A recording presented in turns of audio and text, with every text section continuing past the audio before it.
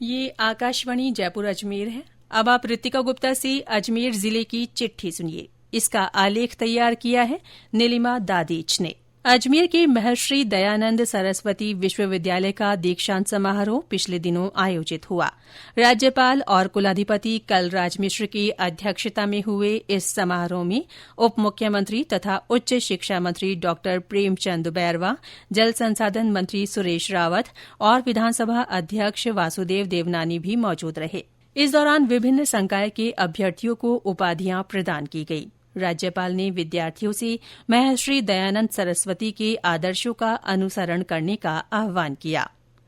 Ajmer Lok Sabha seat से निर्वाचित सांसद भागीरथ चौधरी को केंद्रीय मंत्रिमंडल में स्थान मिलने से जिले भर में खुशी की लहर है और लोगों में क्षेत्र को लेकर चहुमुखी विकास की उम्मीद जगी है। भाजपा प्रत्याशी श्री चौधरी ने कांग्रेस उम्मीदवार रामचंद चौधरी पर करीब 3.25 लाख मतों के बड़े अंतर से ये जीत दर्ज की है। आंध्र प्रदेश के राज्यपाल एस अब्दुल नजीर हाल ही में अजमेर आए। उन्होंने ख्वाजा मोइनुद्दीन हसन चिश्ती की दरगाह की जियारत की और चादर पेश कर देश में खुशहाली की कामना की। देवनारायण बोर्ड के अध्यक्ष ओम प्रकाश भड़ाना हाल ही में अजमेर पहुंचे। उन्होंने नसीराबाद, बांदनवाड़ा और भिनाई क्षेत्र में विभिन्न कार्यक्रमों में हिस्सा लिया। 1 जुलाई से लागू हुए 3 नए आपराधिक कानूनों के बारे में जागरूकता फैलाने के उद्देश्य से जिले में कई आयोजन हो रहे हैं।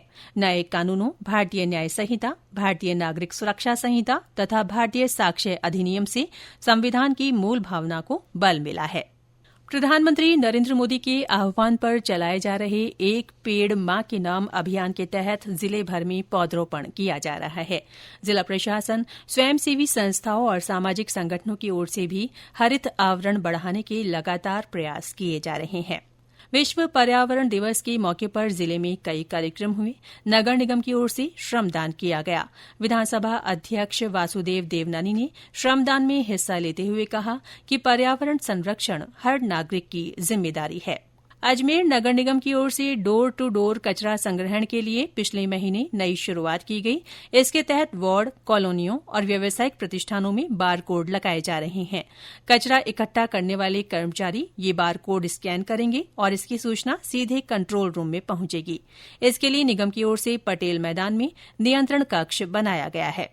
जिले में पिछले दिनों विटामिन ए की खुराक पिलाने का अभियान चलाया गया। इसके तहत 9 महीने से 5 साल तक के 2,80,000 से ज्यादा बच्चों को ये खुराक पिलाई गई। अंतर्राष्ट्रीय योग दिवस जिले भर में समारोहपूर्वक मनाया गया। इस मौके पर विभिन्न सामाजिक संस्थाओं की ओर से भी योगाभ्यास कार्यक्रम हुए। जिला प्रशासन की ओर से मुख्य कार्यक्रम पुलिस लाइन मैदान पर हुआ। जिला कलेक्टर डॉ भारती दीक्षित और पुलिस अधीक्षक देवेंद्र कुमार विश्नोई ने इस अवसर पर आमजन को स्वास्थ्य के प्रति जागरूक रहने का संदेश दिया। प्रदेश में मिलावटखोरी के खिलाफ चलाए जा रहे अभियान शुद्ध आहार मिलावट पर वार के तहत जिले में भी खाद्य पदार्थों की गुणवत्ता की जांच की जा रही है। इसके तहत विभिन्न फैक्ट्रियों, होटलों, रेस्टोरेंट और खाद्य प्रतिष्ठानों से नमूने लिए जा रहे हैं। अजमेर के संस्थापक सम्राट पृथ्वीराज चौहान की जयंती के उपलक्ष्य में विभिन्न कार्यक्रम आयोजित कर संस्थापक का स्मरण किया गया। इस मौके पर सम्राट पृथ्वीराज चौहान खेल महाकुंभ का आयोजन हुआ। इसमें 19 खेलों की विभिन्न प्रतियोगिताएं हुई। महाकुंभ में 4,000 से ज्यादा खिलाड़ियों ने हिस्सा लिया।